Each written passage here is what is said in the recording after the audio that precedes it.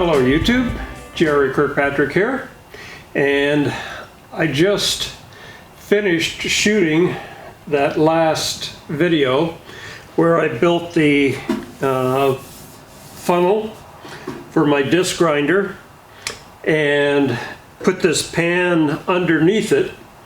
And so I went back in and watched that portion of the video and noticed that there were just a ton of sparks bouncing out of the pan. So the very next morning I came back out to the shop and did this.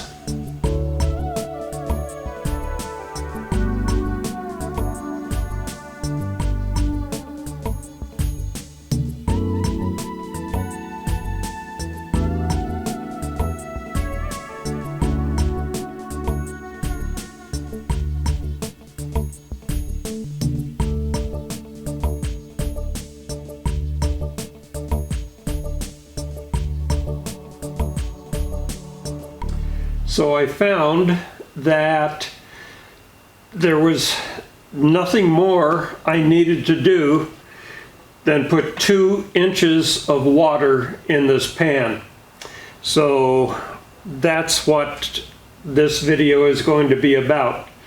The first thing I'm going to do is tilt the bottom edge of the funnel in about 3/4 of an inch. I'll just make a slit right near the front edge of this and then cut a wedge out, pinch it together, weld it up, and that's done. Simple. And I think that's going to get the sparks at least moving towards the rear of the pan. If nothing else, it'll deflect those that are coming straight down. It'll get those moving towards the rear. The second thing I'm going to do is make a tray that will fit on the bottom of these 2 legs here. There's a support back there. Once this is moved back in, that'll tell me where the front edge of the pan needs to be, so I can suck that back in. And on top of this tray, I'll have a retainer made out of the same material. It'll just be about a 1/2 inch all the way around. That will go on top of here, so I can slide this pan in and it'll be captured, won't bounce around. If you noticed in the video that I made where I put the water in, there was no sparks bouncing out whatsoever. But after getting towards the center, this pan had vibrated until it was just over the edge of this and some sparks came out. So this pan definitely needs to be captured to stay right under the funnel. After I get this bottom portion made, the little tray that the pan will sit on, I'll measure from where the funnel meets at the front.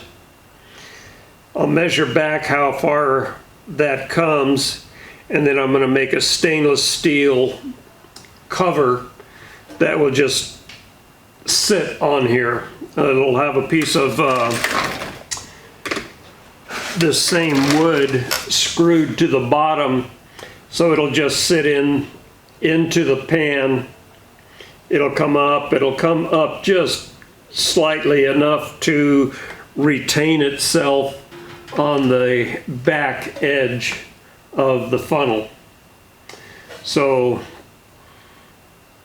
putting the water in was the ideal situation, and there were many of you that mentioned doing that, just putting water in, and it would cure the problem, and it did. So thank you for mentioning that. I didn't see those questions. I didn't see that posed until the next day or later that day when I uploaded the video. So a lot of you were thinking right along the same vein as I. So good job. So let me get this taken apart. I'll cut this wedge out of here and then start making the tray that the pan will sit on, and then we'll make the cover for the pan. So I now have both of the wedge areas cut out, one on either side. And I just cut those out with a air parting tool.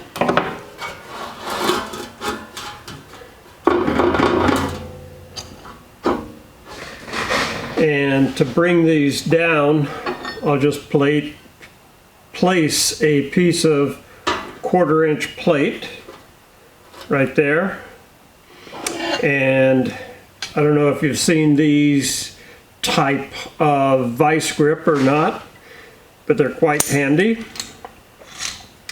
They're just a sliding beam.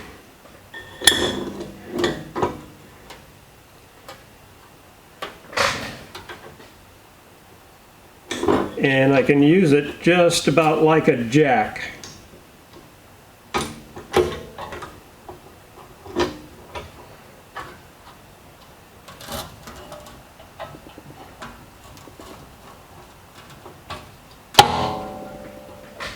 There you go.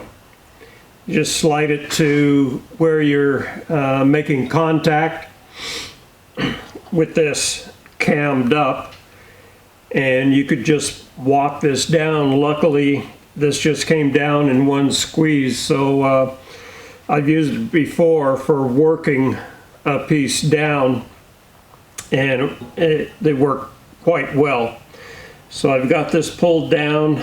I'll make a tack here and on the other side, weld them up, and this part will be finished. This is, I don't know if you can see that, but this sticks out a little bit. Obviously, we knew that was going to happen because this is becoming shorter.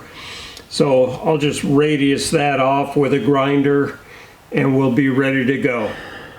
So here we have it all welded up, both sides. Just put a hammer in the back of it there to keep it weighted down. Both sides done. Now I'll do a little grinding and finishing it off, radius in the corner, getting this piece rounded up to it, and then we'll start on the table that the water container will sit on.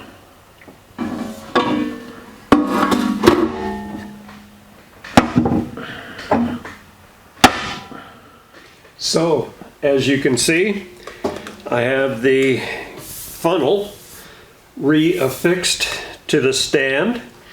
The next thing to do is figure out where I want my catch can to sit, get some dimensions, and then I'll make just a simple table out of press wood. And a small piece, 3/4 inches around, that will keep the pan in place. So let me get this in here, position where I want it, and make the table, and then we'll come back and see how it works. So the one thing that has taken me as much time as anything is making this little tray for the pan to sit in, making it so it surrounds the pan at the bottom so it won't vibrate out. So all I got to do is take the pan, set it in there. As you can see, it's nice and tight. And while I was at it, I made a stainless steel lid to go in the back here to keep any errant sparks from splashing out the back, or if I move it around, the water won't splash out of the pan.